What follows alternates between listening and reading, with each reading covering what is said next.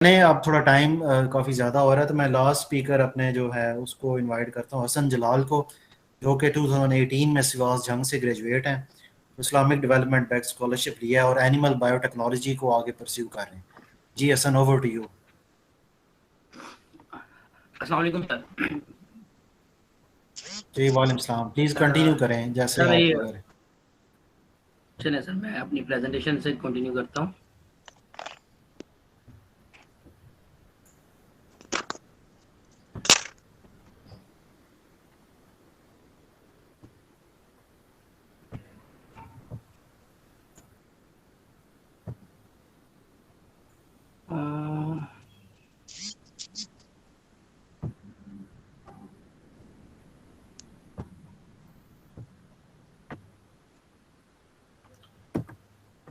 Sir मेरी presentation visible है? Hello. अभी विजिबल नहीं हो रही। जी हो रही है। जी स्टार्ट करें हसन। मेरा नाम हसन जलाल है। मैं फैसलाबाद से हूँ और मैंने अपना डीवीएम किया 2018 में सिवास जंग से। और फिर मेरा एमफिल एनिमल न्यूट्रिशन में टर्की से है। और एमफिल के दौरान ही मैंने रेसमस एक्सचेंज प्रोग्राम पे Poznan university of life sciences Poland में र्यूमिनेंट न्यूट्रिशन पे काम किया है। और आज अल्हम्दुलिल्लाह मैं 2 fully funded PID positions win कर चुका हूँ।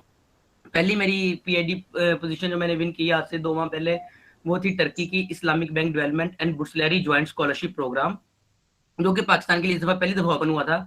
वो फुली फंडेड पीएचडी पोजीशन थी, जिसमें वीजा, टिकट्स, एवरीथिंग इंक्लूड थी। तो वो थी एग्रीकल्चर बायोटेक्नोलॉजी की, बेसिकली एनिमल बायोटेक्नोलॉजी। तो अभी मैं टर्की गया ही था, तो इसी दौरान मेरी इटली में स्कॉलरशिप हो गई। 37 साइकिल, जो उनकी मिनिस्ट्री ऑफ एजुकेशन का जो पूरी इटली की पीएचडी पोजीशन को स्पॉन्सर करता है।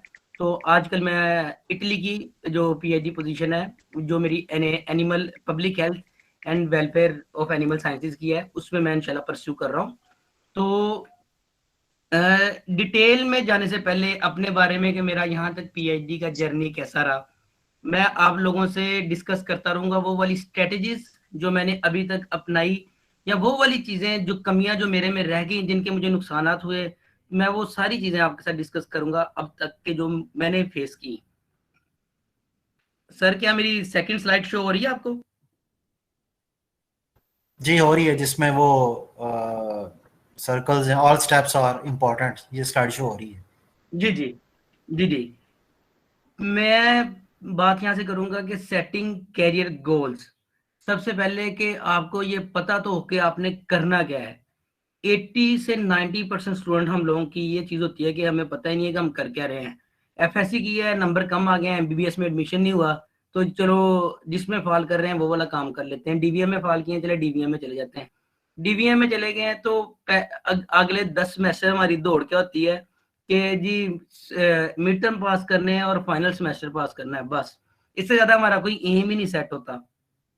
10 सेमेस्टर हो जाते हैं, डीवीएम हम कर लेते हैं, फिर हमें पता लगता है यार अब क्या करना है, मार्केटिंग करनी है, फीड मिल में जाना है, या क्या करना है, पेट सेंटर का काम करना है।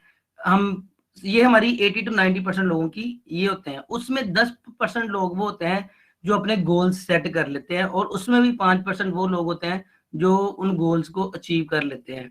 जो 10% गोल सेट कर लेते हैं और अचीव नहीं कर पाते, उनमें 5% वो होते हैं जो गोल तो सेट किए होते हैं लेकिन उसके लिए अपना वर्क नहीं करते, उसके लिए कदम नहीं उठाते। एक जस्तजू तो होती है, मतलब कि अगर आप क्लास में जाके 90 बच्चों को पूछोगे कि भाई आप स्कॉलरशिप विन करना चाहते हैं, फॉरेन स्कॉलरशिप, सारे कहेंगे जी जी जी फॉरेन स्कॉलर, हमारी बड़ी ख्वाहिश है बाहर जाए पढ़ने के लिए। लेकिन ये नहीं, उनमें से बहुत 5 या 10% लोग ऐसे होंगे जो उसके लिए, तो उस जस्तजू के लिए कोई कदम उठाएंगे। तो गोल सेट करना पहली चीज है। किस टाइम करना है, कौन सा बेस्ट टाइम होता है जो जिसपे आपको सेट कर लेना चाहिए। फॉर एग्जाम्पल अगर मैं अपनी बात करूं, तो मैं 7th सेमेस्टर में था जब, मतलब कि मैंने अपने टीचर्स को देखा जो बाहर पीएचडी करने जा रहे थे, कुछ लोग पीएचडी करके आ रहे थे। तो उन लोगों को देखने के बाद ये चीज ज़हन में आई कि ना, अब मतलब कि डीवीएम करने के बाद एमफिल तो करना ही करना है, जॉब का तो ज़हन में नहीं था। एमफिल करना है तो फिर क्या, एमफिल भी उसी तरह करें, 1 लाख रुपया पर सेमेस्टर फीस ले घर वालों से और 20-20 हज़ार रुपये पर मंथ ले? बिल्कुल भी नहीं। ये क्योंकि तब पता लगा 7th सेमेस्टर में जाके कि भाई ऐसी फंडिंग एजेंसियां भी हैं जो आपको खर्चा भी देती हैं, पढ़ने का, आपको रहने का भी खर्चा देती हैं, और आपके और भी आपको पीछे भेजने के भी पैसे देती है कि ठीक है आप अपने घर वालों को भी भेजें। इतनी इतनी दुनिया में फंडिंग एजेंसी बैठी है, यूरोप में, टर्की में, पूरी दुनिया में आपको स्कॉलरशिप पे पोस्ट ग्रेजुएट स्टडीज होती हैं, चाहे वो मास्टर हो चाहे वो पीएचडी हो। गोल सेट हो गया, उस गोल के सेट होने के बाद आपने कौन से ऐसे स्टेप लेने हैं जिससे आपके लिए आपकी राहें आसान हो, आप उस गोल्स को अचीव कर सकें। मेरे नजदीक जो सबसे इंपॉर्टेंट चीज है ना इस दौरान, वो है जो मेरा दूसरा पॉइंट है, फाइंडिंग कंपनी और a social circle to set direction of goals. मेरे नजदीक सबसे इंपॉर्टेंट चीज है कि आपकी कम्युनिटी कैसी है। आप सोशल, बहुत सोशल है, आप तब भी बेनिफिट में रहते हैं। अगर आपकी कम्युनिटी में पढ़ने वाले लोग हैं तो मैं कहता हूँ आप बहुत ज्यादा बेनिफिट में रहते हैं। मैं अगर अपनी पर्सनल एग्जांपल दूं तो 7th सेमेस्टर का एंड था, तो मेरा ये जब डेवलप हुआ तो मैंने सबसे पहले मार्क किया उन लोगों को अपनी क्लास में जो मेरे वाला एम रखते हैं बायो स्टडी का। जिशान अकरम हमारी क्लास का सिल्वर मेडलिस्ट था, इसके पास गया, इससे बैठ के डिस्कस किया कि यार मास्टर अगर बायो से करना हो तो क्या क्या चीजें कर सकते हैं। वो ऑलरेडी इस चीज पे वर्कआउट कर रहा था। हम लोगों ने मिलकर बैठ के सबसे पहला काम ये किया, अपने टीचर्स का डिस्कशन की। मुझे आज भी याद है, कामरान साहब के पास गए, उनसे जाकर डिस्कस किया कि कौन सी चीजें ऐसी कर सकते हैं। पहला स्टेप उन्होंने बताया कि भाई आप राइटिंग करें, मतलब कि आप अपनी सीवी स्ट्रॉन्ग करें। क्योंकि पाकिस्तान में सबसे बड़ा जो मसला है ना वो ये है कि बैचलर लेवल पे स्टडी रिसर्च लेवल पे काम नहीं होता। मतलब कि अगर आप टर्की या यूरोप में जाएंगे आपको पता लगेगा कि जो fourth year, fifth, third year, fourth year के स्टूडेंट्स, सेकंड ईयर के स्टूडेंट्स अब्स्ट्रैक्ट और पोस्टर प्रेजेंटेशन, मतलब कि ओरल प्रेजेंटेशन, पोस्टर प्रेजेंटेशन तक काम करते हैं। लैब्स में पीसीआर उनके लिए आम चीज है। हमारा ये बहुत बड़ा ड्रॉबैक है, लेकिन आप ये सारी चीजें ओवरकम कर सकते हैं। हमने ये क्या किया, हमने टीचर के साथ डिस्कशन शुरू की। सबसे पहले एक्सटेंशन आर्टिकल्स लिखना शुरू किए। जिस तरह आप एवीएन में एक्सटेंशन आर्टिकल पढ़ते होंगे, न्यूज एंड व्यूज में, मुझे अच्छी तरह याद है हमने कोई 5-6 एक्सटेंशन आर्टिकल्स लिखे डिफरेंट टॉपिक्स के ऊपर, एनिमल न्यूट्रिशन के ऊपर और डिफरेंट टॉपिक्स के ऊपर हमने एक्सटेंशन आर्टिकल लिखे, पब्लिश करवाए। फिर जब वो हमारा वो वाला काम हो गया, फिर हमने कहा कि यार इससे भी आगे निकलते हैं। हमने रिसर्च करना स्टार्ट की। 8th सेमेस्टर के समर में हमने रिसर्च वर्क शुरू किया। जंग और गुजरांवाला के जितने भी फैंसी बर्ड्स उनके सैंपल लिए, जितना हम अफोर्ड कर सकते थे हम दो बंदे अपनी जेब में से, हमने वो काम किया। और आज अल्हम्दुलिल्लाह हमारा वो पेपर पब्लिश है। और वो हमारा मास्टर के लिए, मास्टर के स्कॉलरशिप विन के लिए करने के लिए किस तरह काम आया कि जब मैं किसी बंदे को ईमेल भेजता था एक्सेप्टेंस के लिए, तो वो पेपर मेरा ऑलरेडी प्रेजेंट, वो ऑलरेडी क्या कहते हैं, पेपर तो पब्लिश नहीं था लेकिन कॉन्फ्रेंसेस में प्रेजेंट हो चुका था। वो मेरी सीवी बूस्टअप कर रहा था। तो मतलब कि मैंने वो स्टेप टाइम पे लिए, जिसकी वजह से मैंने मास्टर टर्की से एक पार्शियल अच्छी फंडेड पोजीशन पे किया। और उस दौरान रेस्मोस एक्सचेंज प्रोग्राम पे पोलैंड गया।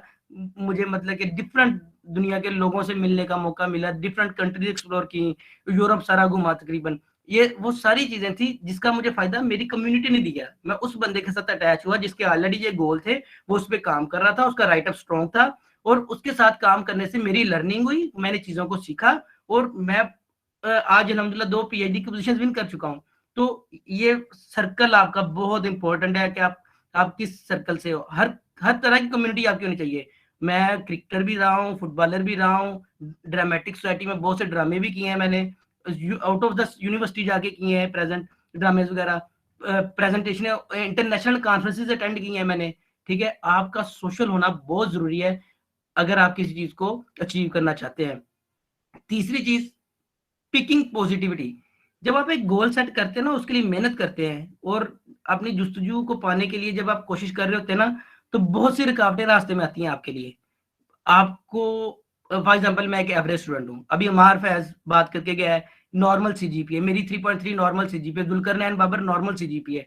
मतलब कि आप ये कतन ना सोचे कि आपकी सीजीपीए अच्छी नहीं है तो आप फुली फंडेड पोजीशन विन नहीं कर सकते। बिल्कुल ऐसा नहीं है। आपकी सीवी स्ट्रांग होनी चाहिए, आपके स्किल्स स्ट्रांग होने चाहिए, ये चीज मैटर करती है। आपकी सीजीपीए नो डाउट मैटर करती होगी, कहीं ना कहीं मैटर करती होगी, लेकिन एक लैब में एक बंदे को एक अच्छा काम करने वाला बंदा चाहिए, तो उसके लिए उसकी सीजीपीए नहीं उसके स्किल्स देखेगा। तो आपके राइटिंग आपकी स्किल्स है, स्टैट आपके स्किल्स हैं, ये सारे स्किल्स। और मैं आप एंड पे वो कुछ क्वेश्चन भी उनके आंसर में ये सारी चीजें बताऊंगा आपको कि आप अपने स्किल्स कौन कौन सी चीजें रिक्वायर होती हैं सीजीपीए के अलावा भी, जो आपके लिए एक फुली फंडेड पोजीशन विन करने में हेल्पफुल होती हैं। पिकिंग पॉजिटिविटी में आपके लिए सबसे बड़ी चीज जो हम बैचलर लेवल में सुनते थे कि जी मास्टर के तो स्कॉलरशिप ही नहीं बाहर के मिलते, आप मास्टर पे किस तरह बाहर से स्कॉलरशिप कर लेंगे? आपका तो रिसर्च बैकग्राउंड ही नहीं है। ठीक है भाई, नहीं है रिसर्च बैकग्राउंड, हमने अपना रिसर्च बैकग्राउंड बनाया, रिसर्च किया, अपनी रिसर्च प्रोफाइल को स्ट्रॉन्ग किया। आपका नहीं है रिसर्च बैकग्राउंड, आप स्ट्रॉन्ग करें।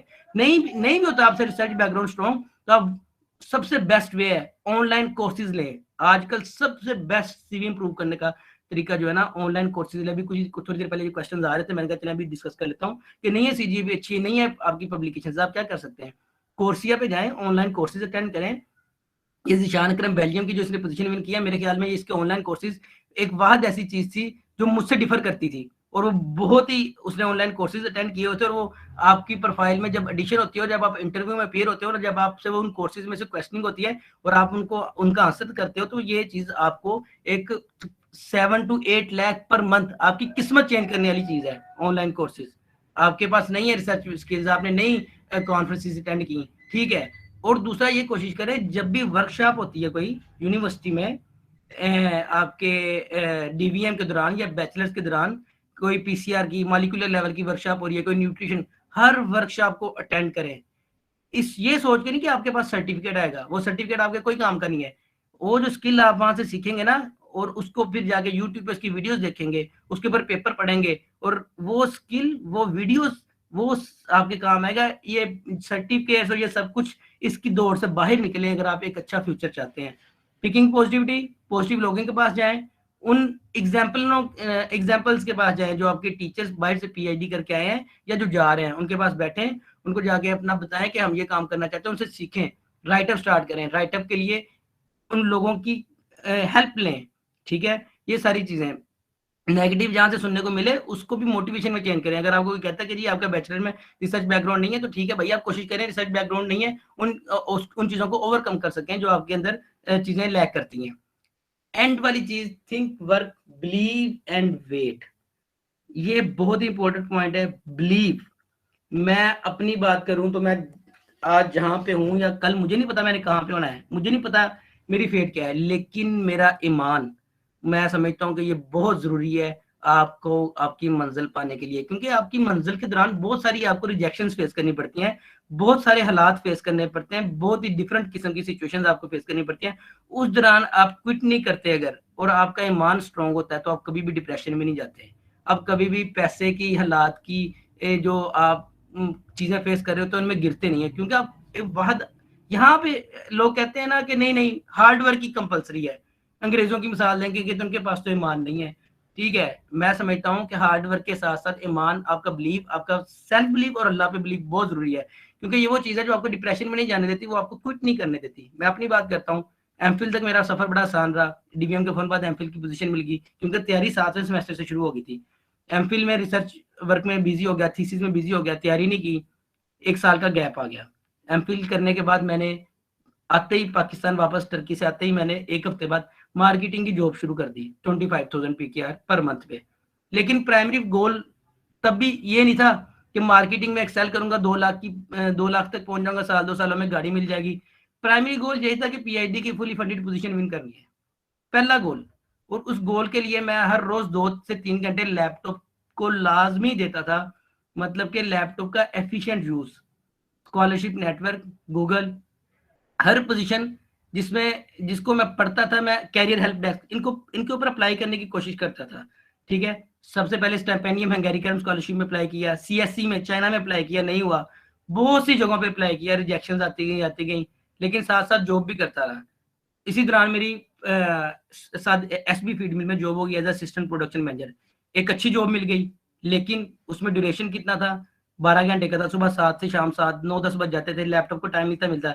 लेकिन तब भी प्राइमरी गोल यही था कि fully funded PhD position win करनी है यहाँ से। ये नहीं है कि प्राइवेट सेक्टर में अपने आप को कल प्रोडक्शन मैनेजर बना लूं। मैंने उस अपना टाइम दिया जॉब को, उसके बाद आके बेशक 3 घंटे की नींद मिले, लेकिन वो लैपटॉप पे लाजमी टाइम दिया।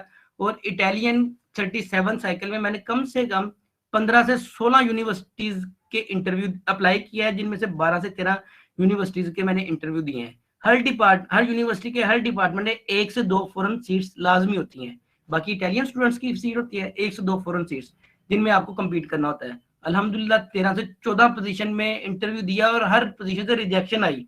इसी में मैं वेटिंग लिस्ट में पहला नंबर था, किसी में मेरा तीसरा नंबर था, किसी में मेरा दूसरा नंबर था। इस तरह मेरे वेटिंग लिस्ट में नाम होते थे।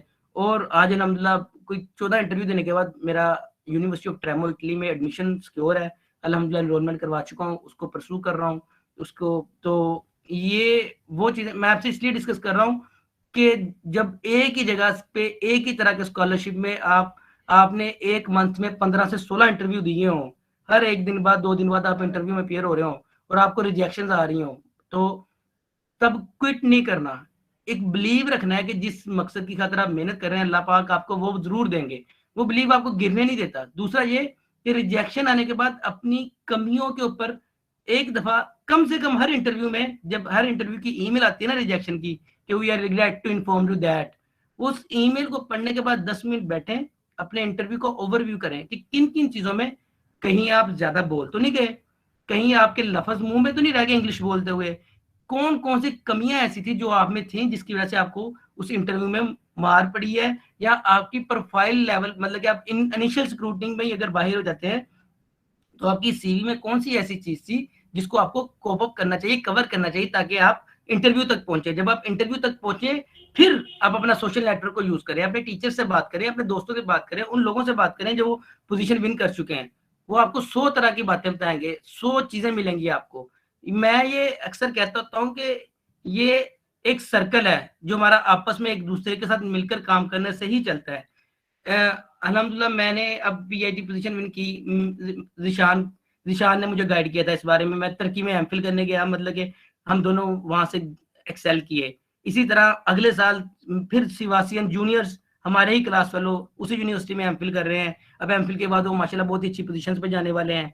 तो ये एक सर्कल है जो चलता रहना चाहिए, चलता रहना चाहिए। आज आप यहाँ पे हैं, गाइड करें, पूछें चीजें एक दूसरे से। चीजें एक दूसरे से पूछने से ही आपको पता लगती हैं।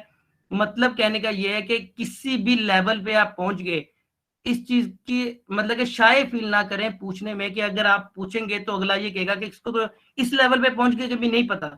मैं इतनी मतलब कि 2 3 4 इंटरनेशनल कॉन्फ्रेंस अटेंड करने के बावजूद भी छोटी से छोटी बात भी अपने टीचर से विदाउट एनी हेजिटेशन पूछ लेता हूँ कि सर मुझे ये नहीं पता।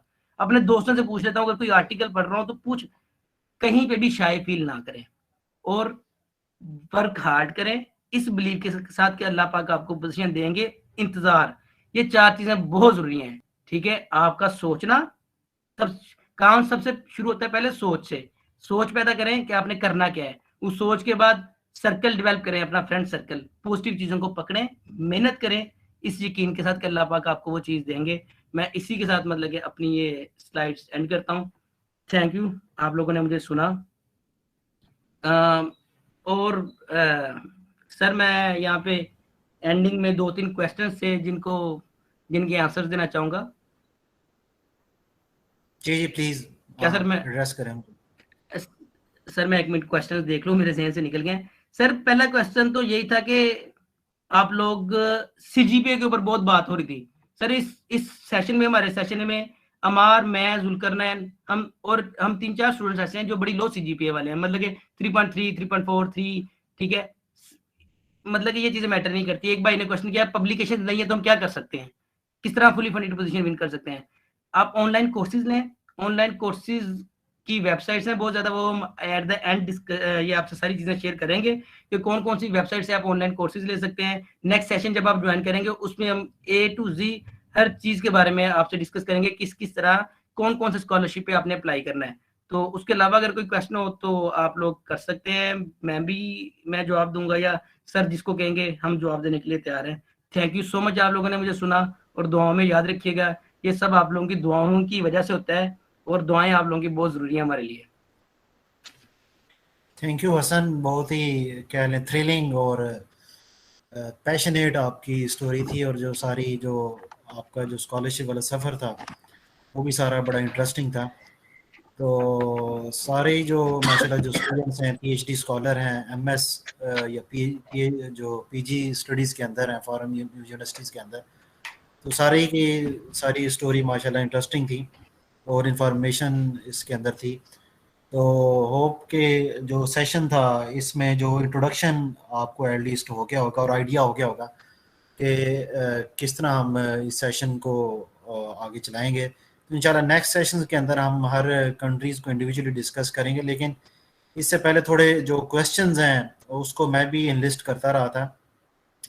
तो एक तो पहला जो इम्पोर्टेंट क्वेश्चन है, sir, how can under graduate students start research in their interested field. पहला तो एक ये क्वेश्चन है, इसमें से आप में से कौन इसको एड्रेस करना चाहेगा। ये स्टूडेंट का क्वेश्चन है, शानजा तारिक। तो हसन या जीशान, आप दोनों इसको एड्रेस करें कि कैसे इसको आप एड्रेस करेंगे क्वेश्चन को। ये अंडर ग्रेजुएट लेवल पे कोई स्टूडेंट है जी। I am really sorry sir, मैं क्वेश्चन रिपीट कर दें काइंडली आप। कि अंडर ग्रेजुएट स्टूडेंट्स के ऊपर रिसर्च को है वो इंटरेस्टेड फील्ड के अंदर कैसे स्टार्ट करे कोई भी स्टूडेंट। सर पांचवें से जब आप 5th से 6th सेमेस्टर तक पहुंचते हैं ना, आपने मेजर स्टडीज कर ली होती हैं, आपने माइक्रो भी पढ़ ली होती है, आपको अंदाजा हो जाता है 6वें 7वें सेमेस्टर तक पहुंच के कि आपने आगे किस तरफ मूव करना है। ठीक है, तो मैं अपनी एग्जांपल दूं तो हमें जो चीज तब फिजिबल लगी, मेरे साथ हॉस्टल में एक ना एमफिल के स्टूडेंट काम कर रहे थे, रिसर्च वर्क। तो हमें तो पता नहीं था रिसर्च वर्क क्या होता है, उनके उनके साथ बैठना शुरू किया एमफिल स्टूडेंट्स के साथ। तो उनके साथ बैठ के एक दिन डिसाइड किया कि कौन सा काम बैचलर लेवल पे हम अपनी पॉकेट मनी में से पॉसिबल कर सकते हैं। हम मालिकुलर लेवल तक नहीं गए, लेकिन हमने काम किया और वो 1.4 इम्पैक्ट फैक्टर इंडेक्स जर्नल में पब्लिश है। तो आप आप देखेंगे कौन सी लैब आपके लिए सूटेबल है उस टाइम पे, और आपका इंटरेस्ट क्या है। अगर आपका माइक्रो का इंटरेस्ट है, आप एपिडेमियोलॉजिस्ट हैं, तो आप क्या कहते हैं केस स्टडीज वगैरह की तरफ जा सकते हैं। आपके पैसे नहीं लगेंगे, अपने टीचर के साथ बैठे। टीचर्स को तो कोई ना कोई बंदा ऐसा चाहिए होता है, खास तौर पर सब कैंपसेस में, जो उनकी लैब को रन कर सके, क्योंकि एमफिल पीएचडी स्टूडेंट बहुत कम होते हैं। तो आप अपने टीचर्स के साथ बैठे, पहले आप अपना इंटरेस्ट डेवलप करेंगे, आपने करना क्या है, फिर अपने टीचर्स को मिले। ये पॉसिबल ही नहीं है कि आपको टीचर्स किसी भी जगह पे सपोर्ट ना करें इस मामले में। हमारा पेपर पब्लिश हुआ, उसकी जर्नल की फीस भी थी कुछ, लेकिन सारा का सारा हमारे टीचर ने सपोर्ट किया। सिवाज जंग के डॉक्टर फांजमान साहब थे, उनके साथ हमने काम किया। लैब की कीज हमारे पास होती थी उस टाइम। मैं और जिशान वहां पे जाके रमजान में जब छुट्टियां हो गई थी समर में, वहां पे काम करते रहे हैं। रात के 12-12 बजे भी सैंपल फ्रीजर में रखने गए हैं, जो बाहर से सैंपलिंग करके आते थे। क्यों? आपको सपोर्ट मिलती है टीचर्स की तरफ से, लेकिन बात फिर वही पे आ जाती है कि आप खुद कितने पैशनेट है काम करने के लिए। आप जब 7 सेमेस्टर तक पहुंच जाते हैं, आप इनफ मैच्योर होते हैं कि आप डिसाइड कर सकें कि आपने करना क्या है। सर मैं काइंडली इसमें जी थोड़ा थैंक यू। ऐड तो करना आपने चाहूँगा। सुना कि मेनली जी जी सर काइंडली सर हसन भाई ने जैसे जी कहा थे, जुल्करनैन आप ऐड करें जितने प्लीज। पैशनेट हैं आप पे डिपेंड करता है। मगर एक और चीज़ है, अगर रिसर्च की साइड पे आए, अगर आपके पास इतना बजट नहीं है या कोई सपोर्ट नहीं कर रहा, तो बहुत से ऐसे हमारे जूनियर्स हैं, जैसे थे ये तो जूनियर है जहांगीर असद। अब उसने एक रिसर्च प्रोजेक्ट में सल के साथ वो तैयार है और सैम्पलिंग तैयार है। इसी तरह बहुत से ऐसे स्टूडेंट्स हैं और टीचर हैं जिनके पास प्रोजेक्ट्स होते हैं, बच्चे उनके पास जा सकते हैं। अगर आप रिसर्च नहीं कर सकते, 7 सेमेस्टर में आप इतने मैच्योर ज़रूर होते हैं कि आप रिव्यू आलती तरह लिख सकते हैं, वीडियोस देते हैं दूसर पे पढ़ें और तोस तलें तो हाउ टू लाइक रिव्यू आलती तरह दैन अपनी जो इंटरेस्टेड फील्ड है उससे रिलेटेड आप रिसर्च पेपर डाउनलोड करें, रिव्यू लिखें, और रिव्यू आलती तरह भी अच्छे इम्पैक्ट फैक्टर में अगर पब्लिश करवा सकते हैं आप, तो ये भी आपकी अचीवमेंट है अंडर ग्रेजुएट लेवल पे। तो अगर आपने एक रिव्यू आलती तर या एक रिसर्च आलती तर, बेशक थोड़ा इम्पैक्ट फैक्टर है, मगर उस ड्यूरिंग द प्रोजेक्ट या किसी एम फिल के साथ मिलते अगर आपने पब्लिश करवा लिया है, तो वो एक अचीवमेंट है और पहला माइलस्टोन होता है जो आप अचीव करोगे अपनी जर्नी की तरफ जो आपने आगे करना है। ये ऐड करना चाहता हूँ। Thank you. चलो थैंक यू। जुल्करनैन सही एडिशन किया है। तो डेफिनेटली आपके जो सराउंडिंग्स में उसको चीज़ों को हंट करें और उधर से देखें कि कौन से अपॉर्चुनिटीज़ हैं जो कि आपको रिसर्च के अंदर लेके आ सकते हैं। डेफिनेटली हसन जैसे कह रहे थे कि आप जैसे ही पार्शियल डिग्री कंप्लीट करते हैं, कोई भी डिग्री है बैचलर की, ठीक है, बॉटनी है, जोलॉजी है, डीवीएम है, तो उसके बाद आपके अंदर वो चीज़ आ जाती है, आप थोड़ी बहुत चीज़ें समझ जाते हैं और उसके साथ आप चीज़ों को कंटिन्यू कर सकते हैं। और इंग्लिश आपकी साथ साथ अगर बेहतर करें तो रिव्यू आर्टिकल आप लिख सकते हैं। अच्छा, नेक्स्ट क्वेश्चन है कि what kind of experience is needed necessary for making our resume strong for scholarship eight graduation level. कि सीवी के अंदर कौन कौन सी चीजें शामिल करनी चाहिए स्टूडेंट्स को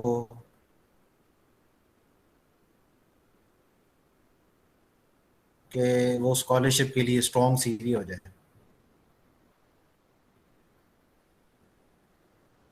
सर जी मैं इसको एड्रेस साबिर, करूं या कोई आप और इसको स्पीकर एड्रेस करना कर चाहेगा? लें या निशान आप करना चाहेंगे जीशान। या मैं करूं?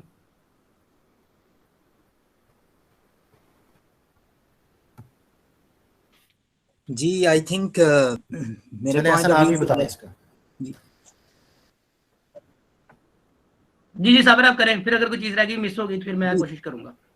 जी ठीक हो गया। जी I think under grade level पे, जैसा कि पहले भी हसन भाई ने बताया कि अंडर ग्रेड लेवल पे आपके पास जो डिफरेंट ऑप्शंस हैं वो एक तो ये कि आप देखें कि आपके पास लेट्स सपोज किसी सब कैंपस में कोई ऐसा प्रोजेक्ट पीआई है जिनके पास कोई इस तरह की अपॉर्चुनिटी हो, वो आप उनके साथ करें तो आपकी सीवी को वो अपग्रेड कर देगा। इसके साथ साथ आपके पास जो है वो ऑनलाइन कोर्सेरा हो गया और बहुत सारे ऐसे हैं जहाँ पे आप ऑनलाइन जो है वो बहुत सारे कोर्सेज कर सकते हैं। उससे आपकी जो सीवी है वो स्ट्रीमलाइन होगी। और बेटर ये है कि आप जो है वो एक या दो आप एटलीस्ट इंटरनेशनल कॉन्फ्रेंसेज में कोई अपना एब्स्ट्रैक्ट बना के वो प्रेजेंट कर दें।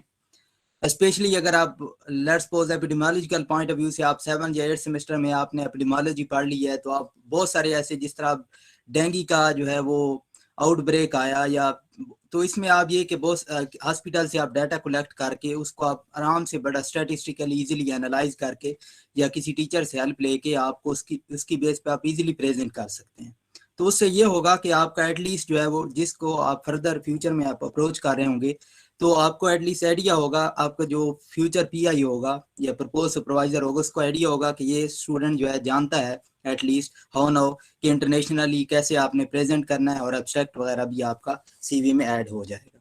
आई थिंक फर्दर जो है हसन जलाल आप ऐड करना चाहें तो ऐड करें प्लीज। साबिर मेरे ख्याल में तो बात सारी चीजें पहले डिस्कस हो चुकी है और आपने बड़े अच्छे तरीके से एक्सप्लेन कर दिया है। तो हमें नेक्स्ट क्वेश्चन की तरफ मूव करना चाहिए क्योंकि ऑलरेडी ऑलमोस्ट 2 घंटे से ऊपर सेशन जा रहा है। तो सर नेक्स्ट क्वेश्चन की तरफ आए आप।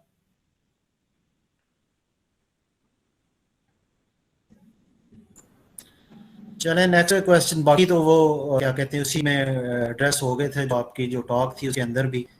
तो इंशाल्लाह इसके साथ इसको कंक्लूड करें तो नेक्स्ट जो हमारा सेशन होगा वो मेरे ख्याल में इसी एक कंट्री को हम फाइनलाइज करेंगे प्रॉबेबली।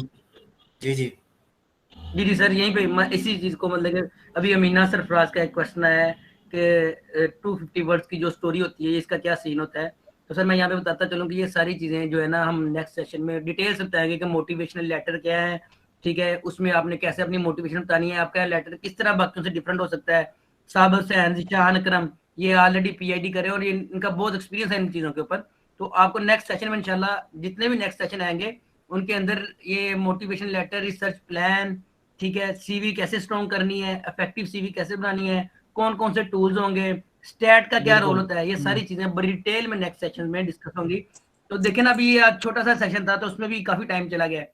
तो हम अब इन चीजों को इंशाल्लाह डिस्कस करेंगे। सर आप करें कंटिन्यू। अस्सलाम वालेकुम सर। सर प्लीज जी रेहान, आप क्या मेरा पूछना क्वेश्चन चाहेंगे? था मेडिकल हेल्थ के अगर स्टूडेंट है पहले हेपाटाइटिस जैसे हो जी गया है जी लेकिन रिकवर्ड है तो उसको वीजा लेने में इशू होता है या फिर फॉरेन स्कॉलरशिप में या फिर कोई मतलब इशू नहीं है किसी कंट्री का अगर किसी का हो एक्सपीरियंस इस रिलेटेड? सर मैं करूं ड्रेस। जी हसन इसको बताइए। जी जी सर ये डिपेंड करता है जी कंट्री टू हसन कंट्री, आप इस बताइए कंट्री में इसके अप्लाई बारे करते में। हैं और उसकी रिक्वायरमेंट क्या है। मैं फॉर एग्जांपल अब इटली की रिक्वायरमेंट्स की बात। जी जी सर मेरी आवाज आ रही है? हेलो जी आ रही है हसन, आ रही है सर। हाँ सर ये ना कंट्री टू कंट्री डिपेंड करता है कि आप किस कंट्री जी अप्लाई आ कर रहे हैं और इसकी उसकी वीजा पॉलिसी क्या है। फॉर एग्जांपल अगर इटली की बात करूं तो उधर मेडिकल सर्टिफिकेट नहीं चाहिए था, टर्की में अगर मेडिकल सर्टिफिकेट चाहिए तो आपकी हिस्ट्री क्या है इस मैटर नहीं करता, आपके करंट जो मतलब एग्जामिनेशन करवाया जो आपने उसका रिजल्ट क्या है वो मैटर करता है। तो मेरा नहीं ख्याल ये कोई इशू होगा किसी भी कंट्री में, क्योंकि जब अगर यूरोपीय यूनियन की कंट्रीज में ये इशू नहीं आता कि आपका हिस्ट्री में कौन सी डिजीज थी, क्योंकि ऐसी चीज ही कोई रिक्वायर नहीं है मेडिकल सर्टिफिकेट वगैरह की यूरोप की एप्लीकेशन में, क्योंकि वो वीजा की टाइप सेम होती है ऑलमोस्ट ना। तो मेरा नहीं ख्याल कि ये कोई इशू है ऐसा।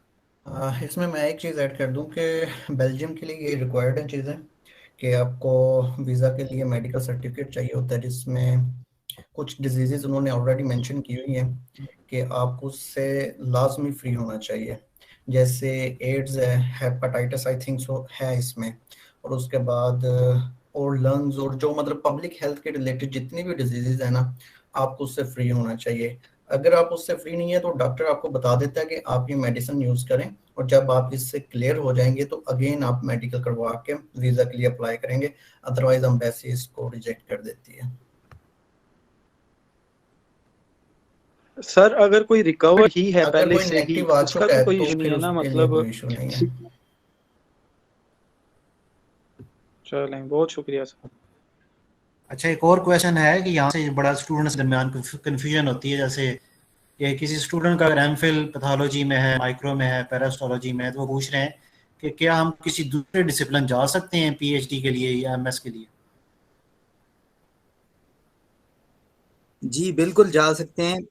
आ, जी आई थिंक जिस तरह कि मेरा जो है वो एमफिल के ऊपर जो टोटली काम था वो वायरोलॉजी के ऊपर काम था, बट मैं अभी जो वो बेसिकली जोनोटिक डिजीज थी, तो मैंने ऐसे रिलेट किया कि मैं किसी भी जोनोटिक डिजीज के ऊपर वर्क करना चाहता हूँ। तो अभी जो है मैं बैक्टीरियल जोनोटिक डिजीजेस और प्रोटोजुअल जोनोटिक डिजीज पे काम कर रहा हूँ। तो ये ज़रूरी नहीं है कि अगर आपने जो है स्पेशली फॉरेन कंट्रीज के बहुत सारे जो है वो आप किसी भी फ्यूचर में आप किसी भी डायरेक्शन में आप परसू कर सकते हैं। ये ज़रूरी नहीं है कि आपका जो है वो जिस तरह वायरोलॉजी में आता आप वायरोलॉजी में ही परसू करें। सर ये ना बाहर वेटरनरी साइंसेज और एनिमल साइंसेज दो डिफरेंट चीजें हैं। हर जगह पे आप तुर्की चले जाएं, यूरोप की किसी भी यूनिवर्सिटी को देख लें, वहां पे वेटरनरी साइंसेज अलग है डिपार्टमेंट, और एनिमल साइंसेज एग्रीकल्चर के अंदर एक अलग डिपार्टमेंट आता है। वेटरनरी साइंसेज की फैकल्टी अलग है, एनिमल साइंसेज की फैकल्टी अलग है। तो हेलो जी सर। जी जी प्लीज हसन बताएं। हाँ, तो ये मैटर बिल्कुल नहीं करता। पाकिस्तान में आपने न्यूट्रिशन में काम किया है, आप पीएचडी की पब्लिक हेल्थ की पोजीशन पे अप्लाई करते हैं और आप इंटरव्यू में उनको सेटिस्फाई कर लेते हैं, तो आप पीएचडी पब्लिक हेल्थ में कर सकते हैं। पाकिस्तान में आपने क्या कहते हैं मॉलिक्यूलर लेवल पे काम किया या नहीं, बिल्कुल भी नहीं किया, या आप पीएचडी न्यूट्रिशन में कर लेते हैं। यूरोप में इस तरह की बिल्कुल भी मैंने नहीं देखी सर डिफ्रेंशिएशन।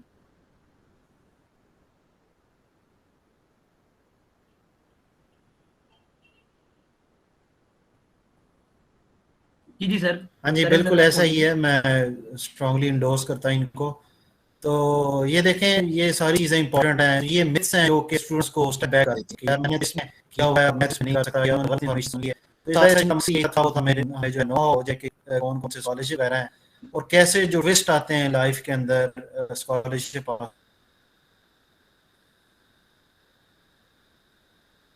हासिल करते हुए, या जब इस रास्ते पे होते हैं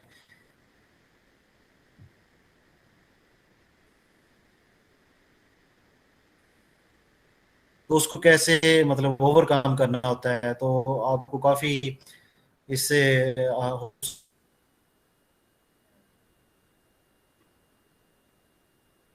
सो के गाइडेंस मिली होगी। तो ये तो कह लें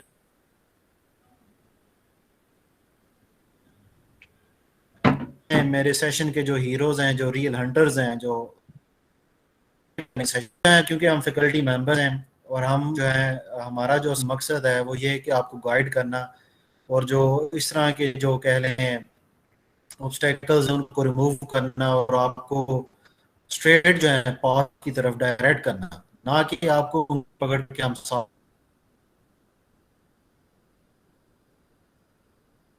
लेके जाएं। ठीक है, किसी को अगर रास्ता बताना है तो हम डायरेक्ट करेंगे कि ये रास्ता है और ये इस तरह इस रास्ते के ऊपर जाना है। ठीक है, तो बाकी इंशाल्लाह जो नेक्स्ट अपकमिंग सेशंस आएंगे तो ये इंशाल्लाह उसको ब्रीफली और बड़ी कॉन्साइज अंदाज में डिटेल्ड के अंदर हर एक को बताएंगे, और सीवी के ऊपर भी एक वो सेशन की रिक्वेस्ट आई है तो इंशाल्लाह हम उस पर भी बताएंगे।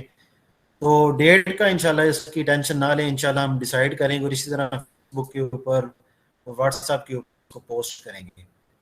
तो मेरी तरफ से ये है कि इंशाल्लाह हम जो नेक्स्ट सेशन है उसको प्लान अप करेंगे और इसी तरह काफ़ी जो है टाइम से पहले उसको इन्फॉर्म करेंगे कर रहे हैं उसको, उसमें कंट्री को हमने और कौन कौन सी चीज़ें को डिस्कस करना है, और इसी तरह हम पम्फलेट को सर्कुलेट करेंगे।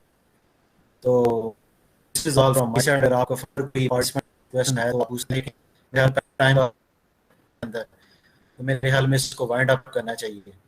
तो thank you everyone who has joined this session and hope कि आपने काफ़ी कुछ सीखा होगा और अपने माइंड सेट आपने प्रिपेयर किया होगा कि कैसे आपने स्कॉलरशिप के रास्ते को चलना है, और सीरियसनेस और जो कह लें जो अपनी कंपनी है जिसमें काफ़ी इन चीज़ों को डिस्कस किया उसको बेहतर बनाने की कोशिश की होगी। तो मैं रिक्वेस्ट करूँगा सारे आप अपना ईमेल शेयर कर दें ताकि जो स्टूडेंट्स हैं अगर कुछ ईमेल वगैरह करना चाहते हैं तो वो ईमेल वगैरह करेंगे। उसके साथ ही मैं अपनी रिकॉर्डिंग जो है उसको भी एंड करता हूँ। थैंक यू, अल्लाह हाफिज़।